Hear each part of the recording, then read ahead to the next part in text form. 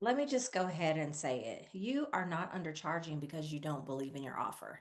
You're undercharging because no one has ever taught you how to sell it at the level it deserves. And that changes today.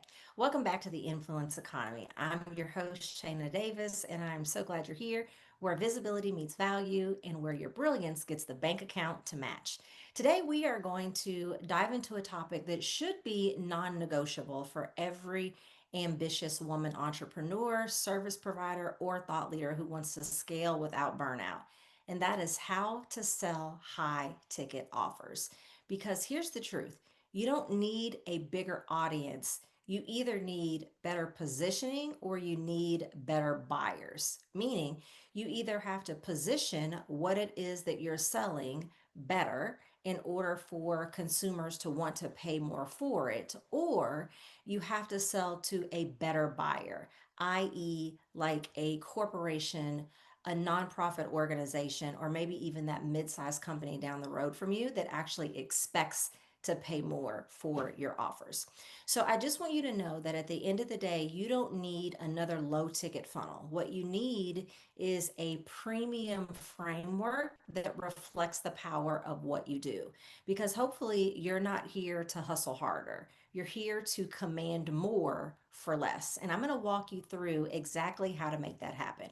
We're breaking down what makes an offer high ticket, how to design it, price it, and more importantly, how to sell it without selling your soul. Let's get into it. Let me start by saying something that may or may not be a little controversial, and that is high ticket offers are not just for business coaches, tech startups, or celebrity influencers. They're for you. Doesn't matter what it is that you do, what it is that you offer. If you have expertise that delivers a meaningful result, you already have the foundation for a high ticket program or service. But most women I work with, they don't feel ready, especially if they are looking to land corporate sponsors or corporate contracts. They wonder, like, is my business or my brand even ready for a corporate buyer to be attracted to me or want to do business with me? And if they're selling to individual consumers or other small business owners, they might be thinking, my audience can't afford that. I need a bigger following first. I don't want to sound salesy, but let's reframe that. It's not about who can afford you, it's about who is already investing in the results you create. And spoiler alert, they are out there. I am part of a very high five-figure mastermind right now, and one of the ladies who's part of the mastermind said, I just don't think that anybody is buying high ticket things in this economy. And the leader of our group was like, didn't you invest a lot of money to be in this program? Aren't there several of you in this program? So obviously, people are still spending money on the things that they want to spend money on. And when I think about even in my own business, when I made the leap from low ticket to high ticket, I didn't have a massive list. As a matter of fact, when I first started selling high ticket coaching and started selling my services to corporations, I don't think I had much of a list at all. I had one, but I didn't have a big one. But let me tell you what I did have. I had clarity. I had clarity in the transformation that I offered. I had clarity in how I solved a high stakes problem. And I had clarity in how I positioned myself as a premium investment, not a commodity. Because here's what many people are not telling you, they're not telling you that the best clients aren't looking for more stuff, they're looking for a solution. They want someone who can shortcut their timeline, minimize risk, and deliver high impact results. And when you position yourself as that person, your pricing starts to reflect that. So now let's talk about what actually makes something high ticket.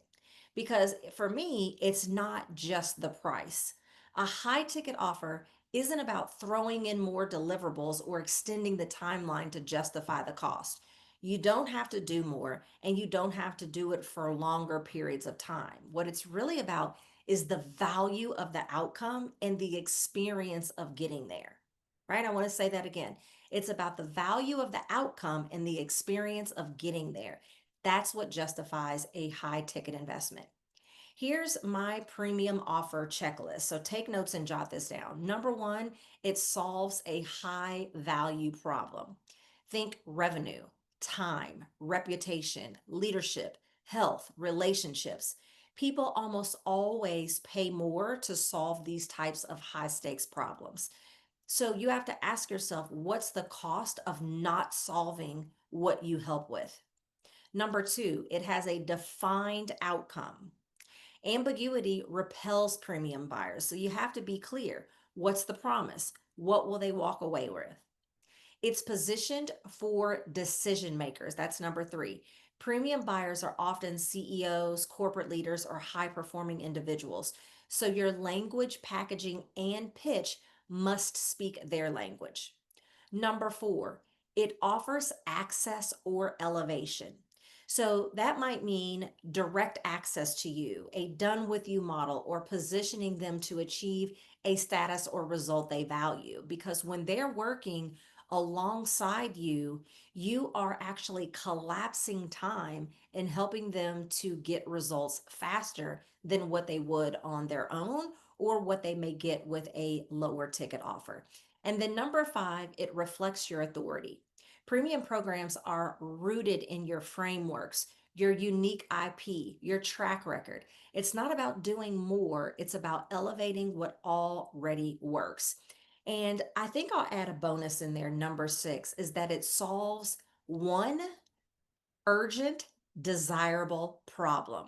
Too often, it goes back to me saying you don't have to add in more deliverables or more time. I've seen many people think that in order to give it a high ticket price, that you have to stuff it full of stuff. And oftentimes, you're trying to solve too many problems in the solution that you offer instead of asking yourself, what is one urgent, desirable problem that someone would be willing to pay to solve right now? You don't have to solve every single problem that your ideal client could potentially have. So, let me give you a quick example. When I revamped one of my signature offers, I didn't add more calls, more templates, or more hand holding. What I did was I restructured the messaging. I clarified the outcome. I repackaged it to align with high level corporate decision makers. And the price went from 5,000 to 25,000 just from those few tweaks. Same expertise, different positioning.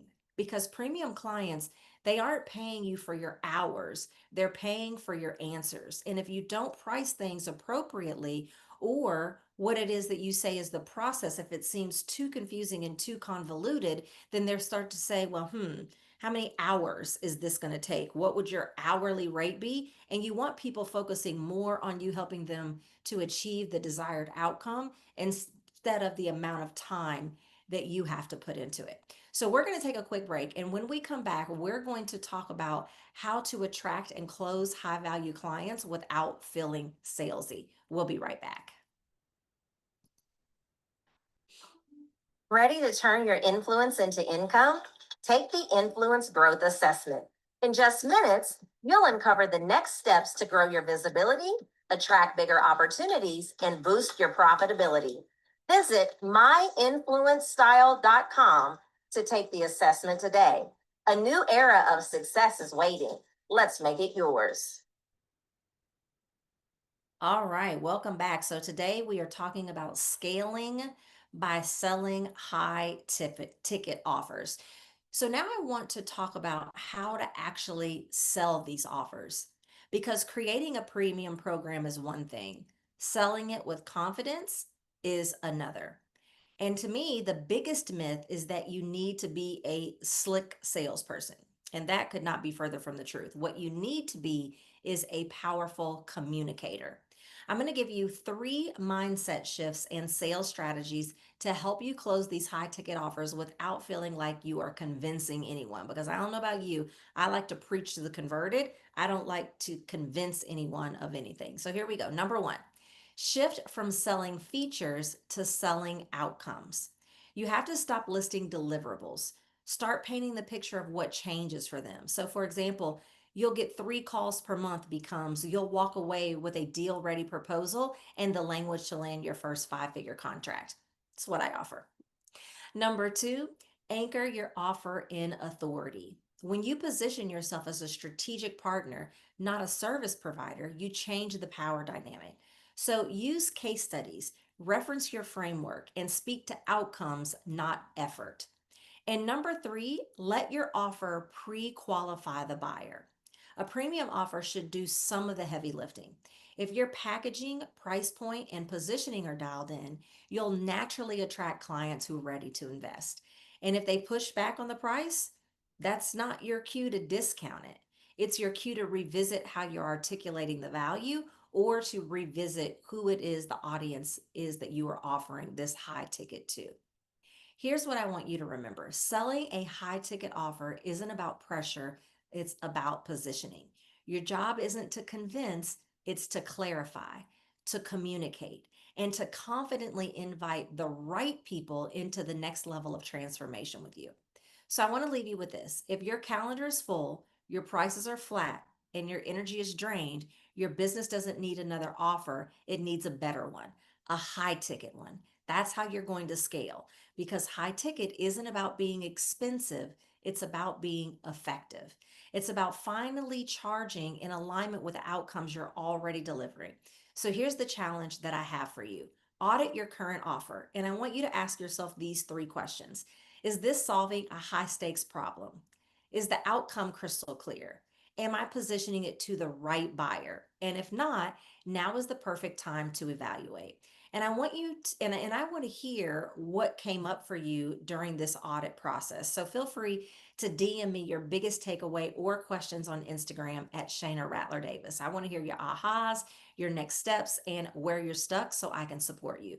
Because this is your season to stop playing small, to stop settling for low ticket hustle, and to step into the premium power you were made for. This is how you scale, or at least it's one of the ways that you scale. So thank you for listening to the Influence Economy. Until next time, stay bold, stay bankable, and stay in your zone of brilliance.